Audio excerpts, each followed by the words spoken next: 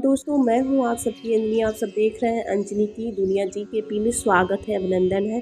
बड़ों को शादी प्रणाम है, छोटों को ढेर सारा प्यार और आशीर्वाद। आप लोगों को पता है कि भी तो आने वाले दिनों में ज्येष्ठ मास की अमावस्या है और उस दिन है, आप लोगों को बता दें कि वट सावित्री है। सभी माताएं बहनों को पता है, और जिन लोगों को नहीं भी, अगर पहली बार उठाना चाहती हैं कैसे व्रत किया जाए क्या है, तो सारे एक एक वीडियो मैंने 2-3 बनाया है, पीछे जाके आप लोग चेकआउट करिए।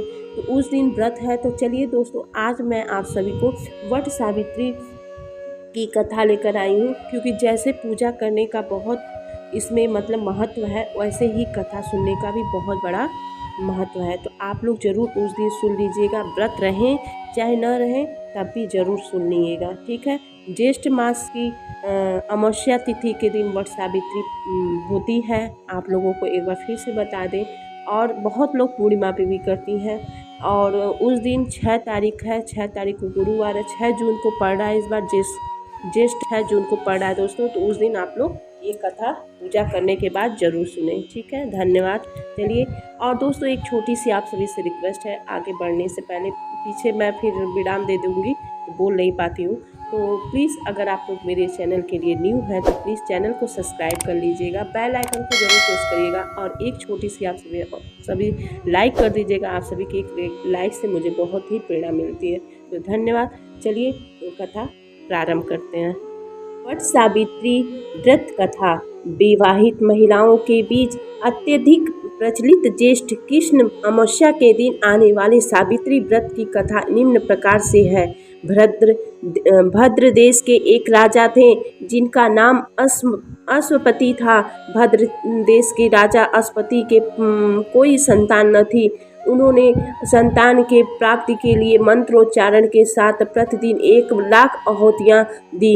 18 वर्षों तक यह कर्म जारी रहा। इसके बाद सावित्री देवी ने प्रकट होकर वर दिया कि राजन, तुझे एक तेजस्वी कन्या पैदा होगी। सावित्री देवी की कृपा से जन्म लेने के कारण से कन्या का नाम सावित्री रखा गया। कन्या बड़ी होकर बेहद रूपवान हुई।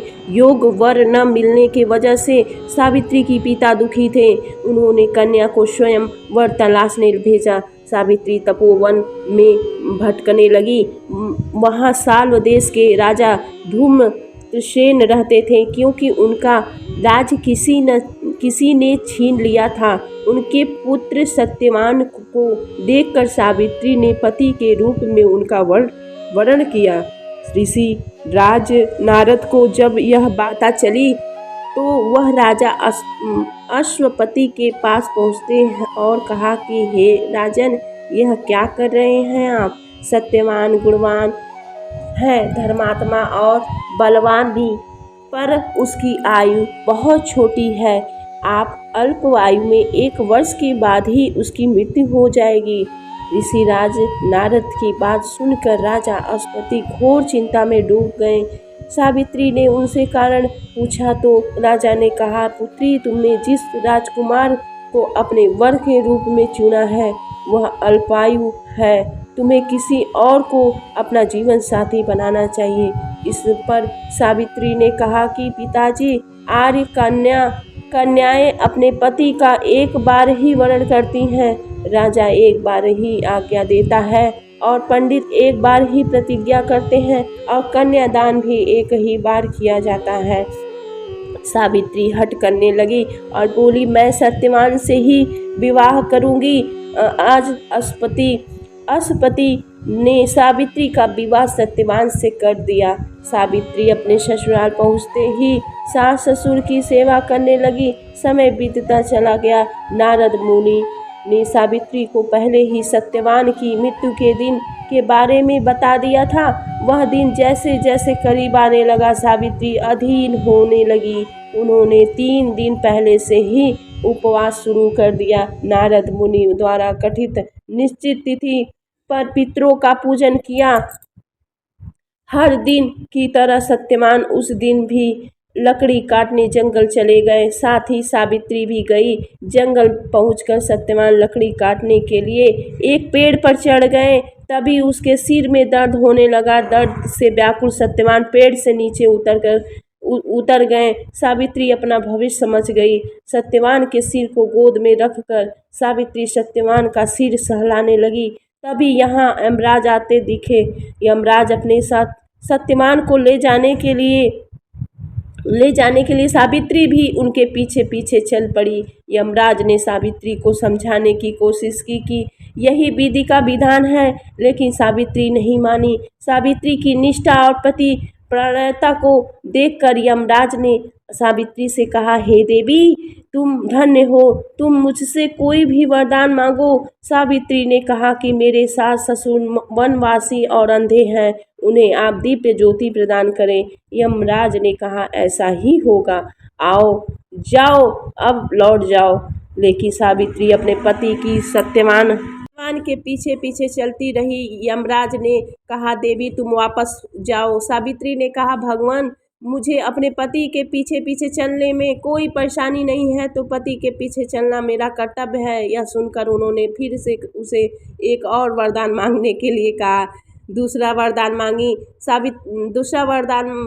मांगी। सावित्री बोली, हमारे ससुर का राज छीन गया है, उसे पुनः वापस दिला दे। यमराज ने सावित्री को यह वरदान भी दे दिया और कहा, अब तुम लौट जाओ। लेकिन सावित्री पीछे पीछे चलती रही। यमराज ने सावित्री को तीसरा वरदान मांगने को कहा।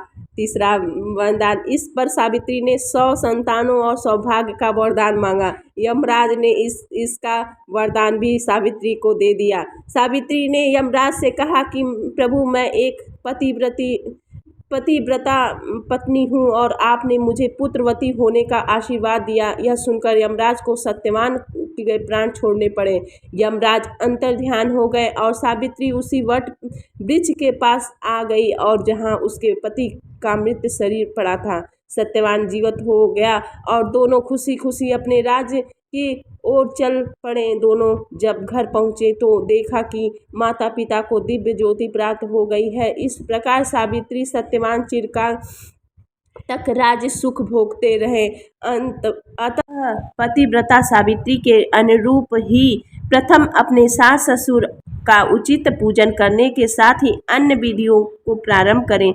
वर्ष सावित्री व्रत करने और इस कथा को सुनने से उपासक के वैवाहिक जीवन या जीवन साथी की आयु पर किसी प्रकार का कोई संकट आए भी हो तो वो टल जाता है। इसी के साथ जैसे सत्यवान सावित्री ने अपने सत्यवान की आयु को वापस लौटाई और उनकी दीर्घायु हुई, उसी तरह से सभी के पति की लंबी आयु हो, दीर्घायु हो। इसी कामना के साथ आज की वीडियो को विराम देती हूँ। मिलती हूँ एक नए वीडियो में, तब तक के लिए दोस्तों प्रणाम।